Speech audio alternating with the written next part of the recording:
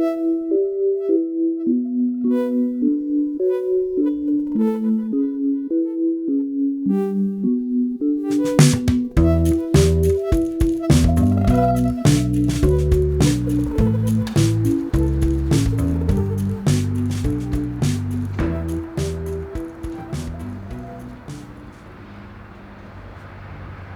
is love?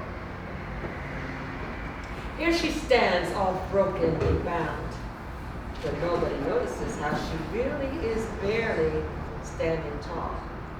The tides of her life have taught her to give and love and forfeit all that she is in order that others might become. Little did they know that this is a mass suicide and we would all suffer for it someday. Toddling on her remaining big toe, she works to walk in spite of the giving and taking and accepted damage, and realizing that no one really cared about the outcome of her but herself. So she set out to repair, repent, replenish a self that was never born yet. Starting herself over was really more than that. It was really beginning again without interference.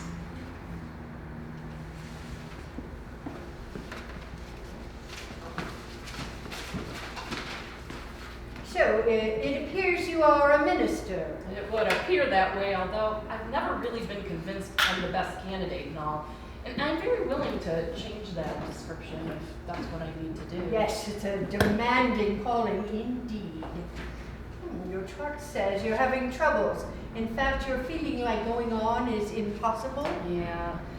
Bankruptcy, stress, my car impounded. I can't get work. I ended my marriage, my past. It's a long story. Well, there's a lot going on with you. Is there anything else you want to share? Well, I guess I should talk about what got me here, about my own demons. Seeing as everything is pretty much in chaos, that would probably be a good start. How many do you have? I mean, how many demons do you think you have? Well, that's a long story too. All I know is that I feel as if I've had a couple of different voices waging war inside of me, and I'm not sure which one to listen to. Another long story. Looks like a lot of work to do. Let me ask you something. If we decide to work together, what is it that you really want to accomplish at the end of this? What do I want? I want to tell the truth to somebody. And maybe if I do that, I'll end up myself again. I want to live going forward, not backward. Tell me, what does yourself really look like? Oh, now that's a good story.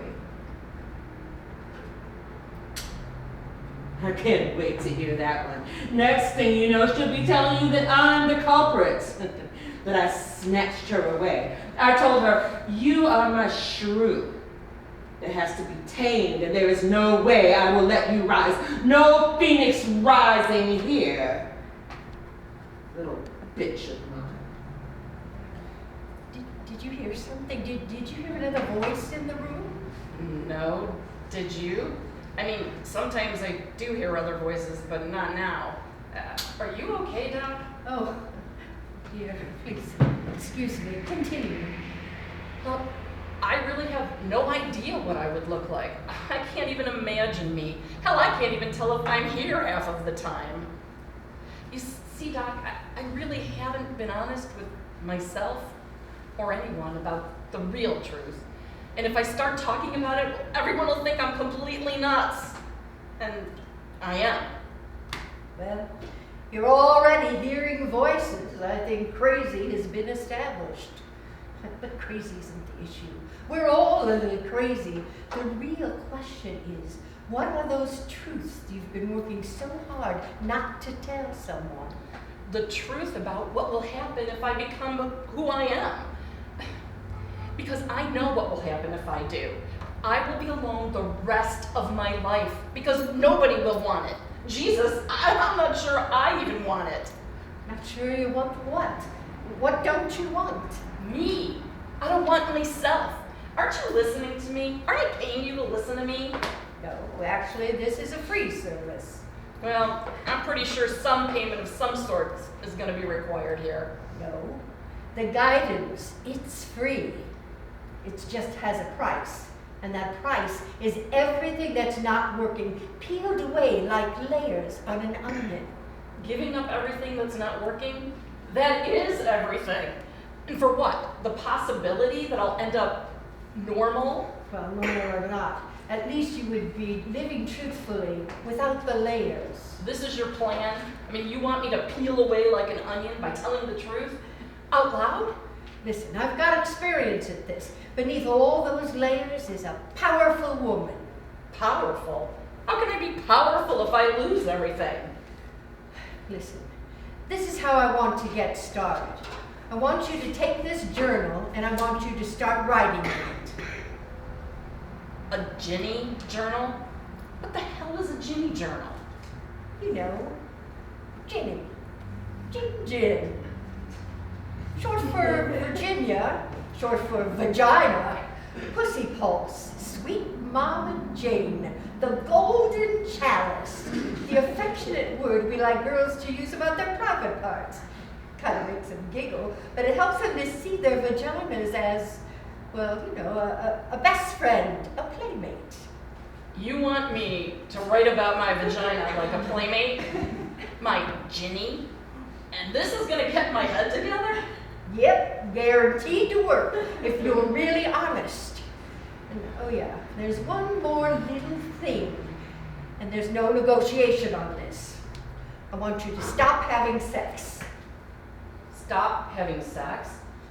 For how long? A week? A month? A year? You know when to resume. You know when she's ready to trust again, if you're really listening. If you're willing not to give up. And talking to my Ginny will help? Always does. Loosens things up, gets the wheels greased, rotates the tires. You know, like a tune-up. A Ginny tune-up. A Ginny tune-up. I've never heard of this kind of therapy before. Are you sure this is going to be covered by my insurance plan?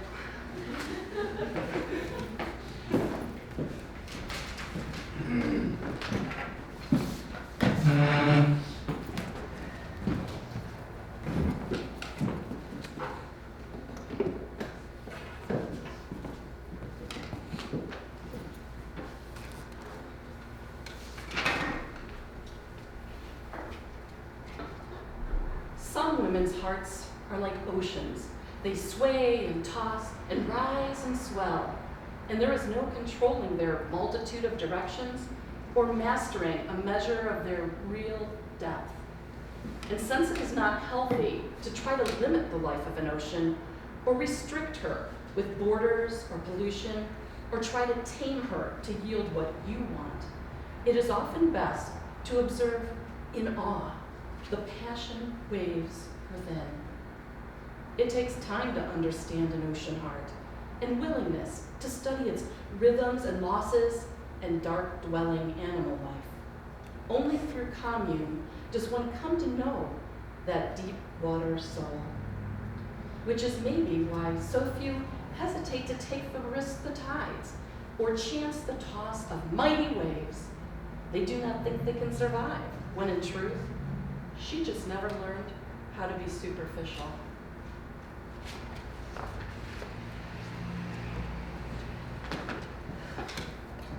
I call her the Virgin's Promise, and I bet you want to know why, don't you? The other day, I watched a young girl at a coffee shop. She was probably 16 years old, and I could tell she was a virgin, the way she protected herself, but at the same time put her newfound sexual beauty out there for the world to see. I realized why someone might want to take that kind of innocence, molest it. It's so perfect, just like touching her had the power to make you come alive again. Sometimes I imagine being taken as a virgin in my fantasies, which my therapist tells me is okay, and that almost every woman likes to imagine that sometimes. It's different, though, when it's all that you can think about deserving, being taken, voiceless. Christ, I wasn't expecting this. I was really content just being miserable. Up until now, all I had to do was keep busy and eat myself into another 10 sizes. No, I can't ignore the undone. It's all of those years of detaching from the truth is colliding with the reality I am barely even living. Oh, on the outside, I am sure I appear whole. I am even greatly admired. One would not even suspect how fragmented I have become, living out the roles that makes everyone content but me. In my mind, I'm doing all the right things, the things that have been expected of me. School, college, dating, marriage, children, credit cards, mortgage, 2 cars, 2 kids, career.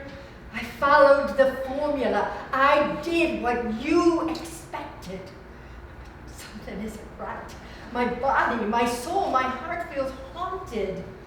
I would have ended it long ago.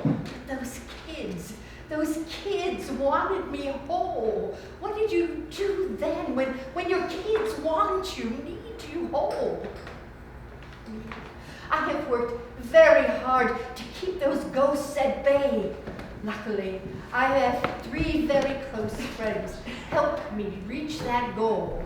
My own little strength source, personalities, parts of us that keep us from peering into the darkness. Some might call me strange, relying on those different selves. I mean, we certainly all know each other, and each of them is just an exaggeration of my real self. It's just a little bit extra me, like all my Myers-Briggs personality results on meth. Showing up when I smoke too much weed, or drink too much wine, or work all night long. Until now, it all worked like clockwork. Until now. Okay, I will pull myself together. I am normal. I am normal. Remember your distractions. Do not remember the rampage, not today. Remember your damn affirmations, woman. I know you're all worried about watching me break down and unravel. And those crazy paintings, especially the one with the knife in it. You all sweat when I pull that one out, and you laugh copingly. All the while hoping I don't hurt you, hoping I emerge intact. Watching my own self from the inside, I can only hope I emerge. And I'm sure you're all good people, but you don't have a clue. People who wouldn't notice me in a crowd or think for 1 minute I was disintegrating or multiplying right in front of your eyes, even if I calmly work and cook and clean and parent and laugh every single day. I'm sorry, but I can no longer be the lie that makes you comfortable, no longer breathe that old air. And now I am gasping from one deep, familiar breath of myself.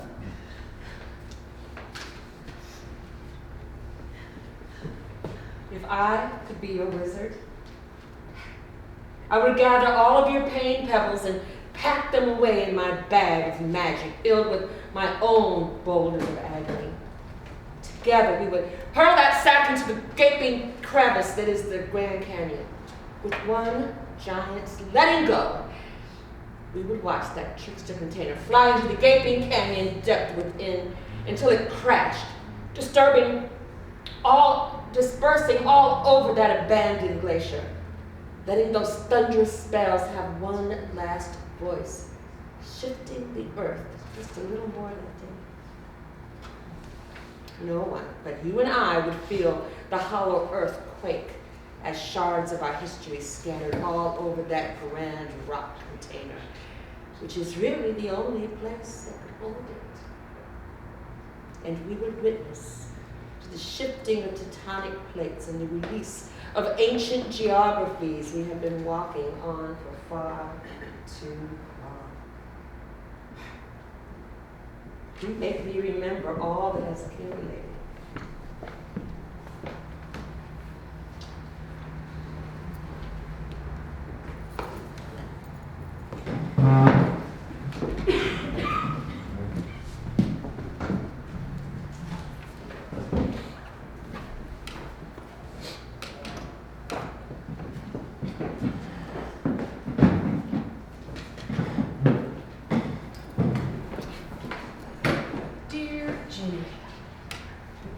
Well, it's me and you again, Gin. We've really started to solidify this relationship now, haven't we? I mean, at this point, year 3, I think we've got a pretty good understanding.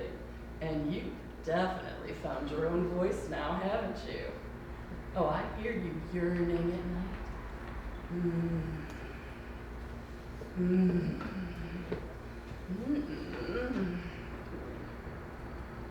I hear you purr, and I feel like this old cat that is stretching out its body after a long nap. And we are feline, you and me, Jenny. I hate to admit it, but I enjoy our nights out, me and you, Jenny. No need to shave, put on perfume, to wear any special outfits. Just me and you, candles lit, and I'm finding it pretty interesting making love to myself. I think we might even be having more fun than all of my friends who've got someone. The problem is, all of this alone time is distorting my view towards the whole sex thing. I mean, words like special and sacred and pure are creeping into my head, and I'm not ready to listen all the way. I mean, they feel something like standards or values. Oh, even worse, decisions. And I'm not about to make that commitment. I want my options open. I mean, what if I find someone tonight at this party? Hey, it's my life. I should jump whoever I want. And what's hard, Jenny, is that I'm changing into what I always wanted to be, but never really had the chance to. I'm falling in love with myself, with you, with us. And I feel myself being more of a woman than if I was doing the down low. I mean, it feels like power, real power, my power, settling in right down there. And it makes me want to dance and dance and dance. But at night, Jenny, in that first hour, it's agonizing. And I feel like I'm about to go crazy, just hoping for something to touch me. I mean, not just my body, but my heart and my soul. Someone, somewhere.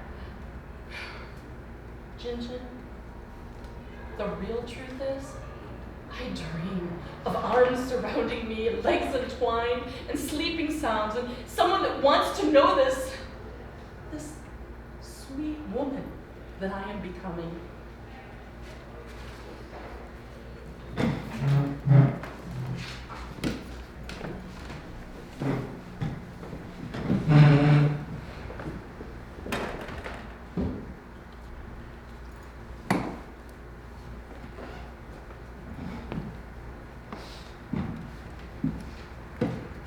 She has remained hidden like most women do, and the lines connecting her roadmap have been thus far deflected from her control. But each step raises higher, and those muscles grow stronger, and she practices her newborn walking in womanhood. Without a him or a her, or a thing or a want distracting those first steps, she inclines herself to being powerful at the risk of stranded isolation in the fall. Somehow, with each grand advance forward, her being alone in the free fall is necessary for becoming. Doors open, toes test the waters of the outside world, and she wonders, Where have I been all this time? This wandering baby girl who was born already dense.